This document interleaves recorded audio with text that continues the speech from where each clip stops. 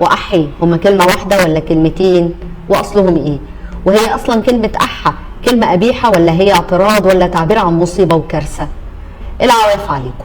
من زمان وكل واحد بيجي يحتل بلدنا ويقعد فيها شوية قرون كده مريح، فبيبقى عايز يغير لغة الناس ويخلي الناس تحتقر لغتها الأصلية واللي هي في حالتنا دي اللغة القبطية، فيقوموا مروجين إن في بعض الكلمات ليها مدلولات ومعاني الأباحة وقلة الأدب زي كلمة أحى وأحي وغيرهم كتير.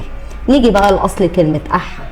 الأصل هو كلمة أح بالحرف الهيروغليفي للغة القبطية القديمة، وحرف الألف والحاء أصلا جذر لغوي لكتير من الكلمات، بس في نفس الوقت كلمة أح في حد ذاتها ليها معاني كتير، من معانيها الحزن الشديد في بعض الأوقات، وبرضه من معانيها الشر والتحيز والعنصرية في بعض الأوقات، بس كمان من أهم معانيها هي الكوارث أو الكارثة والتعبير عن إن في كارثة أو مصيبة حصلت.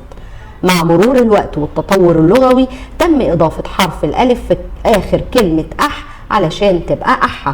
يعني احنا لما بنيجي نقول أحى أو أحي فاحنا هنا بنقصد إن في شر أو كارثة أو مصيبة حصلت ما كناش متصورين إنها تحصل. طبعا كده فهمنا إن كلمة أحي هي نفسها كلمة أحى، بس الفرق اختلاف لهجات بين اللهجة الصعيدي والبحيري.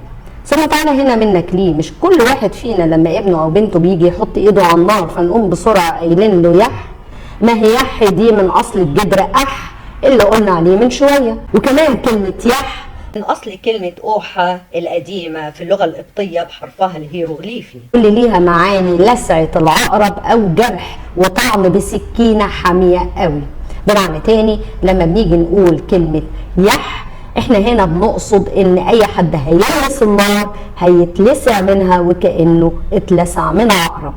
الكلام عن كلمة أحى ما خلصش طبعا، بس ارجع واقول لكم ما تحتقروش لغتكم ولغة اجدادكم. كان معاكم داليا سعد الدين.